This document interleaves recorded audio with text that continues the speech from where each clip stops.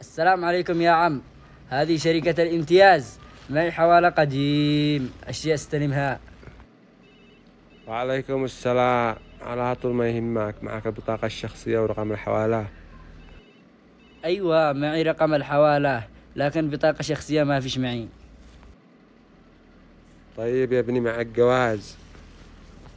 إذا معك جواز بنسلمك هي. ما فيش معي جواز ولا في معي بطاقة، معي عقد زواج ينفع؟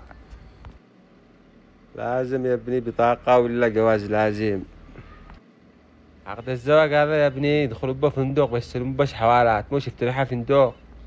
هذا محل صرافة. وين باقة الطلاب اليوم يا زلمة؟ يا أستاذ راح يستلموا الحوالات. ما بقيت إلا أنت يا طبل. يا أستاذ ما لا تحطمش المواهب. خلاص يا طبل، سأسألك سؤال. ماذا ستصبح عندما تكبر؟ بس يا أستاذ هذا سؤال بسيط، عندما أكبر سأصبح شيبة. الله عليك يا زامطة، قلبت لك عاقل. طيب يا زامطة، عندي لك سؤال ثاني. على طول يا أستاذ، معك ناس كواحب العالم. لماذا الدكاترة عندما يعملوا عملية يلبسوا كمامات؟ عشان إذا فشلت العملية ومات ما حد يعرفهم.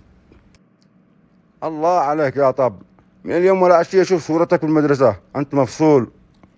هيا السلام عليكم يا عام. وعليكم السلام يا ابني، أهلين أهلين بالصير. هيا تعال اجلس. يا عم أنا مش أجلس، أجيت أقول لك بس بحاجة وبجزع.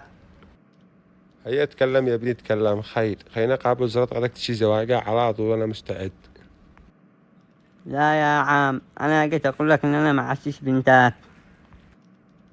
ايش تقول يا صعلوك؟ طيب والفاتحة اللي قرينا يا صعلوك؟ يا عم أنا غلطتكم، ما قريت سورة الفاتحة، قريت سورة الكوثر. ايش تقول يا صعلوك؟